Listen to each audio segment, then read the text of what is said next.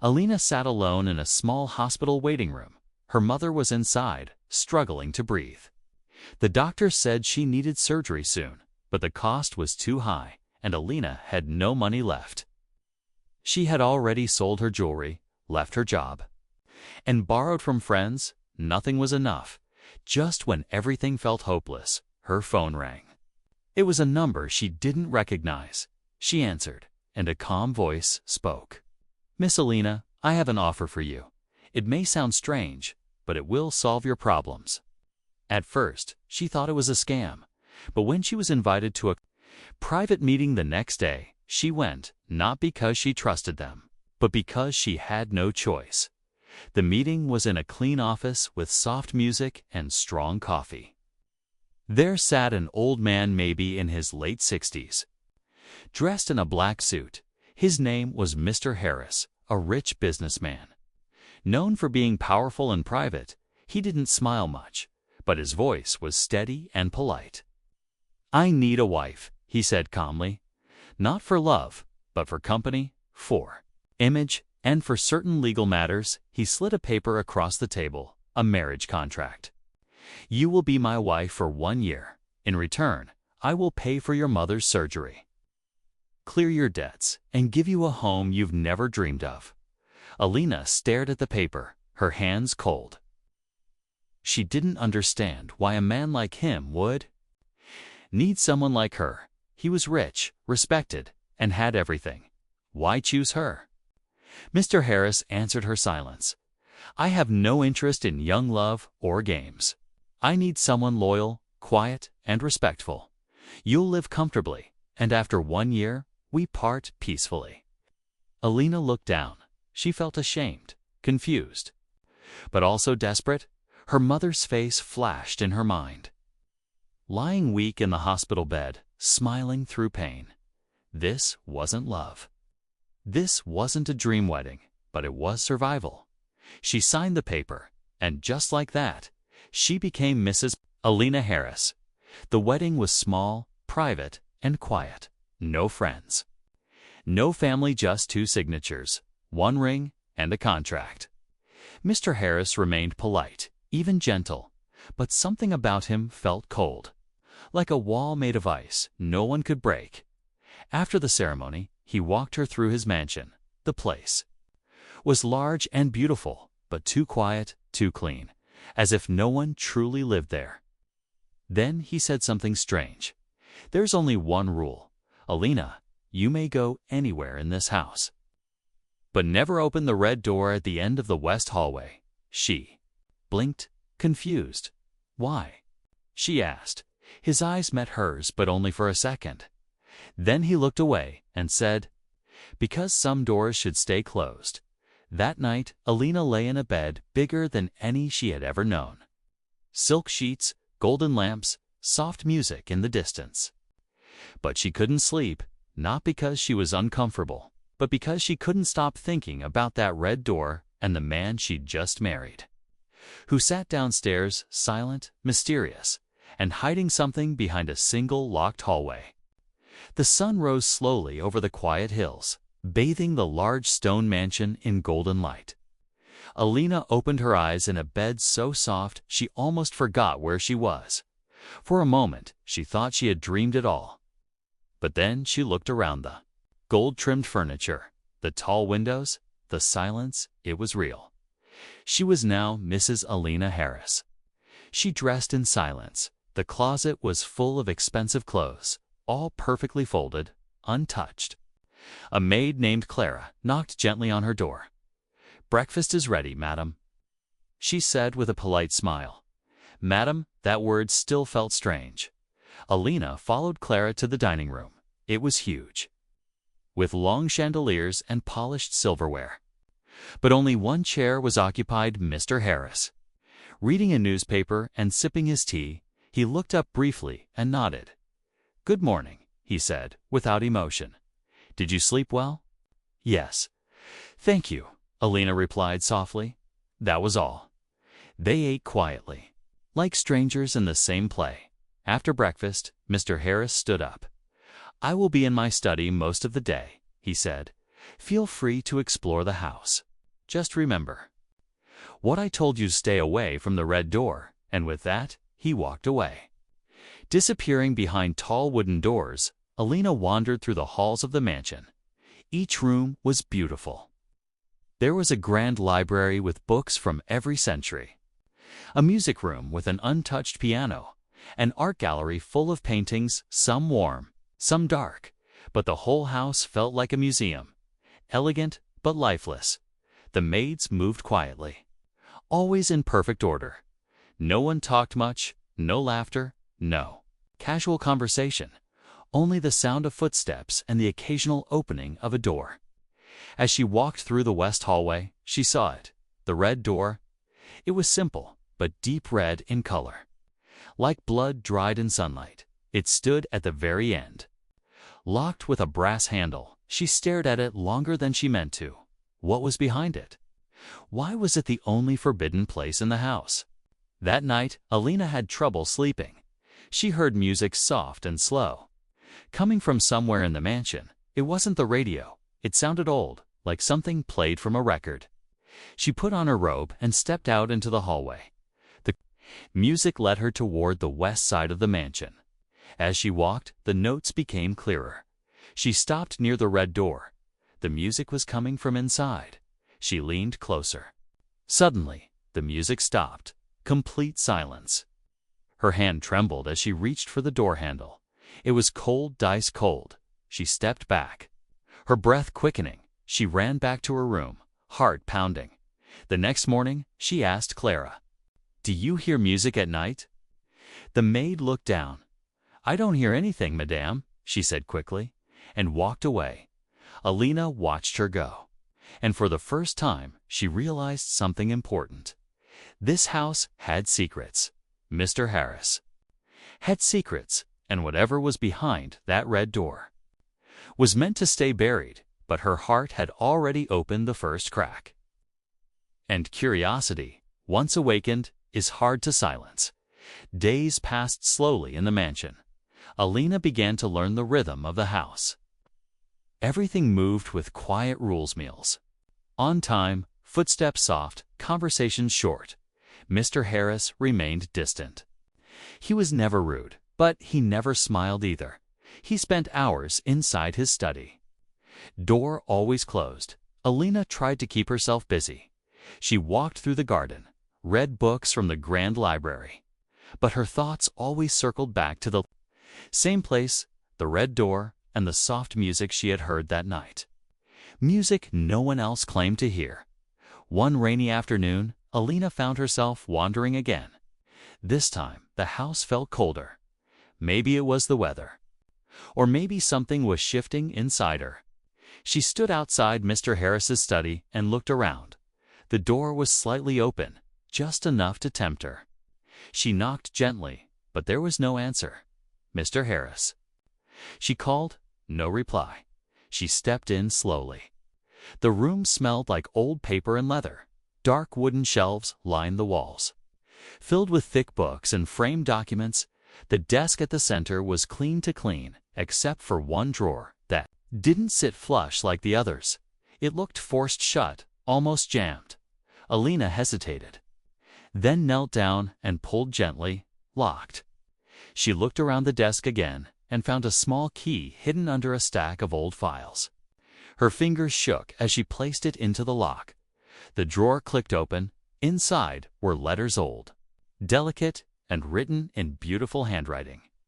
The first one began, "To my dearest Harris. Forever yours, Elise." Elise Alina. Froze, Elise. The name sent a chill down her spine. She remembered it. Mr. Harris had once told her, briefly, that he lost his wife years ago. But these letters? They weren't from years ago. The paper wasn't aged. The scent of perfume was still fresh, and the dates some were only months old. Alina pulled out more letters. Each one was full of love, but also confusion. Some sounded like, "Please. Why? Won't you let me leave the room? You promised I could go outside again. Please stop playing the music. It makes my head hurt." Her breath caught in her throat. This wasn't a love story. It was something else, something darker. She heard a sound outside, slow footsteps. She quickly shut the drawer, locked it again, and placed the key back. She turned to find Mr. Harris standing at the door. He didn't speak. His eyes slowly scanned the room. Stopping on her, she forced a smile. "I was looking for a book." He nodded once, then said quietly, "Some books are not meant to be read." He walked past her, sat at the desk, and picked up a pen. She left the room with her heart racing, her mind spinning with questions. Who was Elise, really? Was she dead, or something worse? Why did her letters sound like cries for help? And what did Mr. Harris mean by not meant to be read? That night, Alina couldn't sleep. She lay awake, listening, waiting for the music, but the mansion was silent. Somewhere in that silence, a truth was waiting, and she was getting closer, one secret at a time. The sky turned dark early that evening. Clouds covered the stars, and rain tapped against the windows like soft fingers. The mansion felt heavier than usual, as if the walls were holding in a secret they could no longer bear. Alina sat by the fireplace, pretending to read, but her eyes didn't follow the words on the page. Her thoughts were stuck on one name, Elise. The letters she found in the locked drawer haunted her. The perfume still lingered in her memory, and the words, "Please stop playing the music," echoed again and again. She had tried to forget. She had tried to act normal, but the red door kept pulling at her mind like a thread that refused to break. Around midnight, the rain grew softer. The mansion went quiet. She stepped out of her room, barefoot, walking slowly through the long hallway. The lamps were dim. Shadows danced on the walls. Everything felt like a dream, one she couldn't wake up from. And then she heard it again. That music, soft, sad, and slow, floating in the air. Like a whisper, the same old tune, a song that seemed to live inside the mansion's bones. She followed it, step by step, until she stood once again in front of the red door. She stared at the brass handle, her heart pounding hard against her chest. This time, she didn't reach for it. This time, it opened on its own, just a soft creak, just enough to break the silence and reveal what was inside. The room was dark, lit only by the glow of a record player spinning in the corner. The walls were red velvet, soft but suffocating. Every inch of space was covered in paintings of the same woman. Elise, her face looked different in each one, sometimes smiling, sometimes crying, but always watching. Alina stepped in slowly. The floor beneath her creaked gently, like it hadn't been walked on in years. She walked toward the center where an old chair stood facing the player. Next to it, a small table with a glass of untouched water. And beside it, a hairbrush with long golden strands still caught in its teeth. Alina's throat tightened. She reached out to touch one of the paintings, and just then the music stopped. Silence, and then a sound so quiet. It felt like breath, a whisper behind her ear. "Why? Are you here?" She turned quickly. No one. The door was still half open, the hallway empty. But the air inside the room had changed, warmer, heavier, almost alive. She backed away slowly, her hands shaking. She stepped out, pulled the door shut. This time, it clicked loudly, and the music didn't start again. She ran back to her room. Locking the door behind her, she sat on the bed, hugging her knees, her breath uneven. What had she just seen? Who whispered in her ear? And why did it feel like Elise never left this house? That night, she didn't sleep at all, not because of fear, but because now she knew something no one else would say out loud. The red door wasn't just hiding memories, it was hiding a presence, and whatever lived behind it was not ready to be forgotten. Alina woke up with heavy eyes and a restless heart. The red room had changed everything. She couldn't pretend anymore. This wasn't just a strange house or a cold marriage. This was something darker, deeper, a story that was never finished. Mr. Harris acted like nothing had happened. He sat at the breakfast table, reading the newspaper. He asked her about her sleep, her tea, her morning, like they were a normal couple.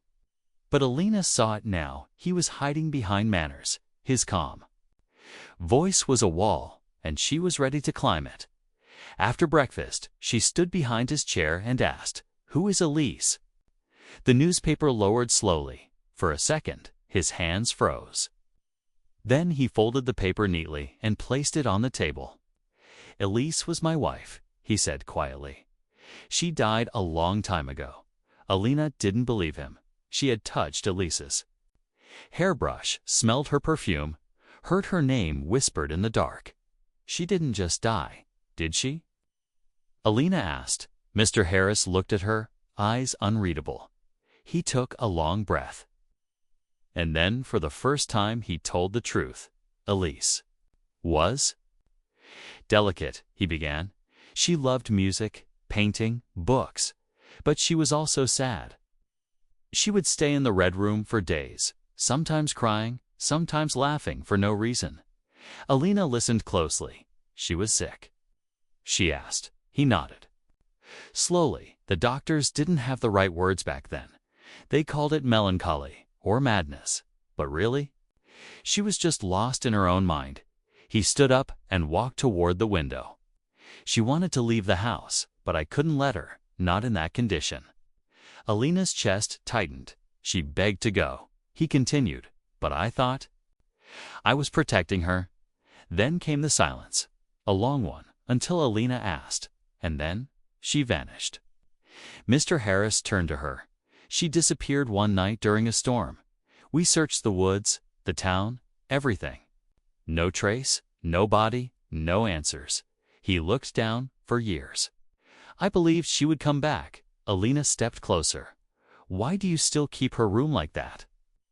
His eyes met hers, filled with pain. "Because I still hear her, her voice, her music, sometimes even her laugh."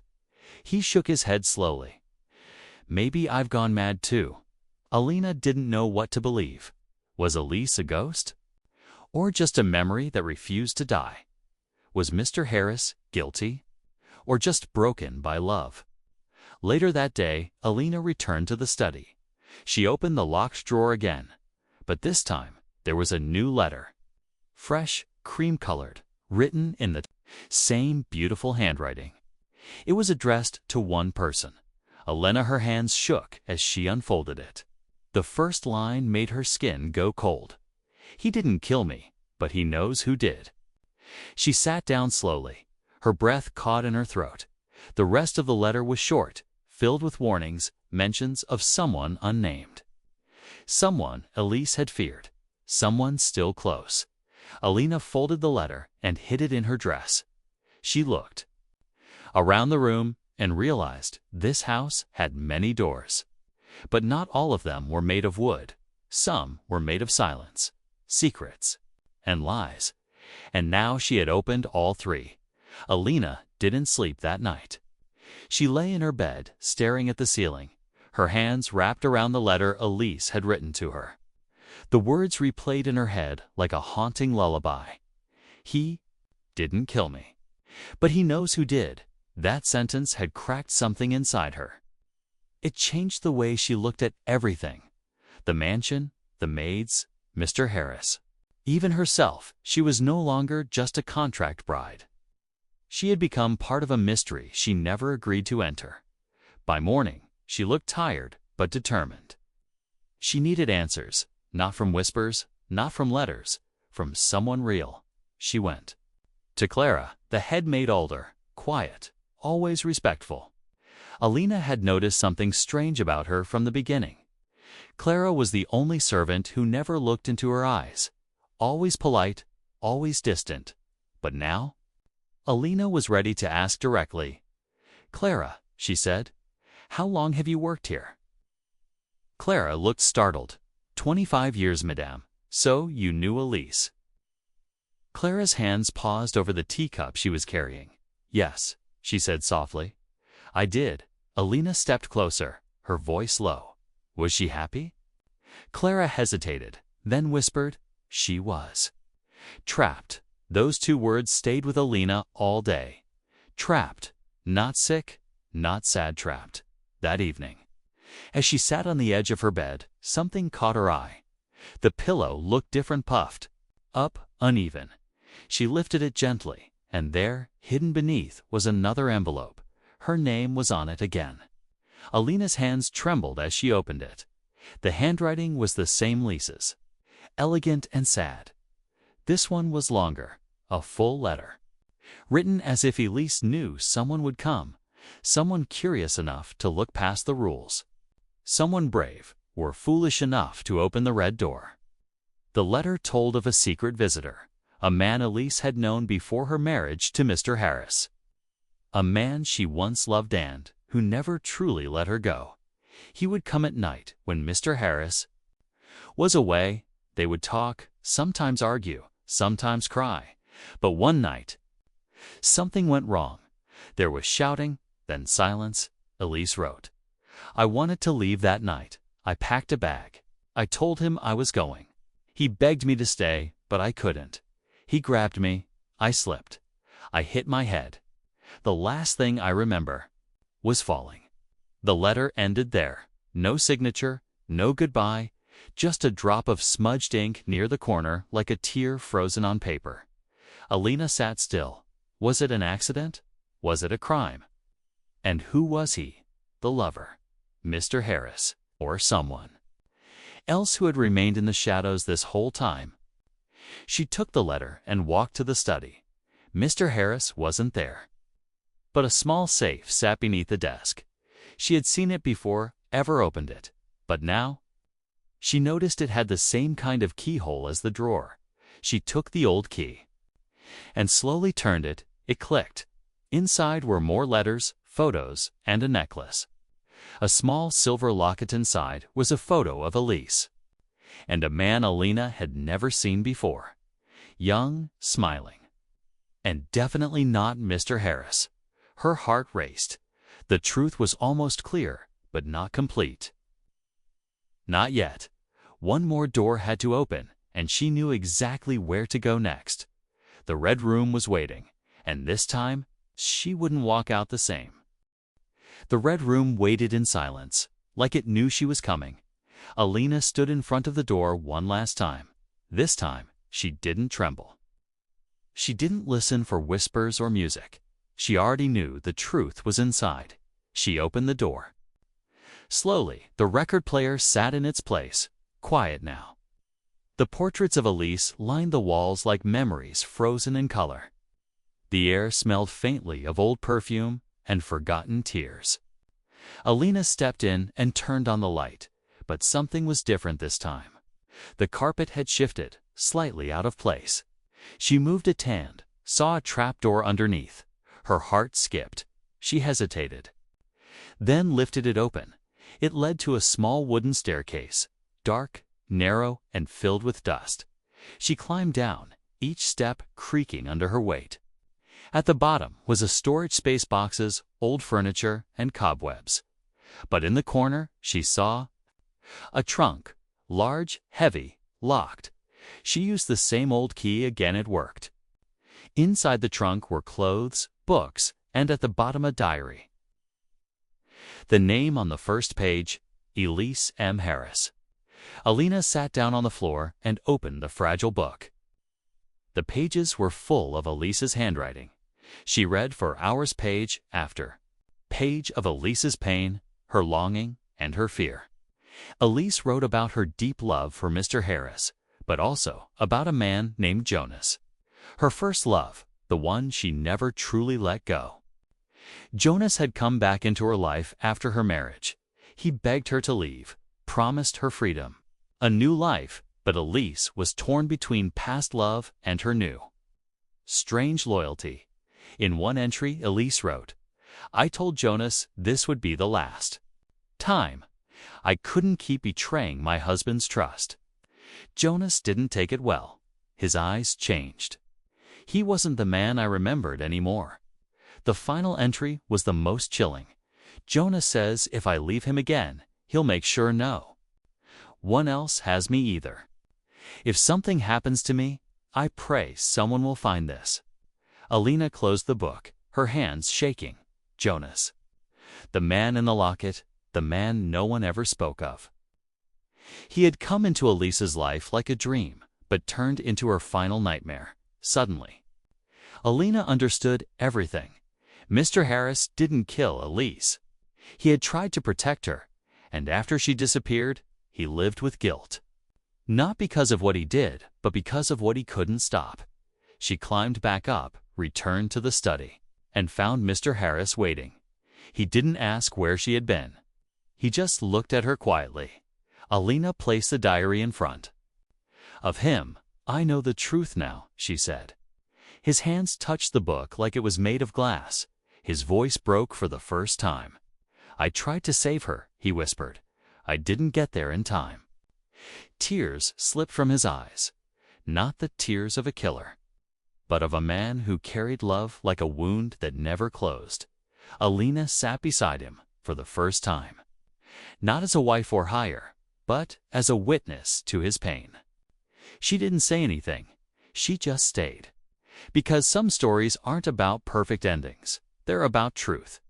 About choosing to see someone clearly even after the lies. Alina had married for money, but in the end, she discovered something far more valuable, a hidden love story, a buried truth, and the power to heal someone broken by the past. And in that quiet moment, she knew this was no longer just his story. It had become hers too.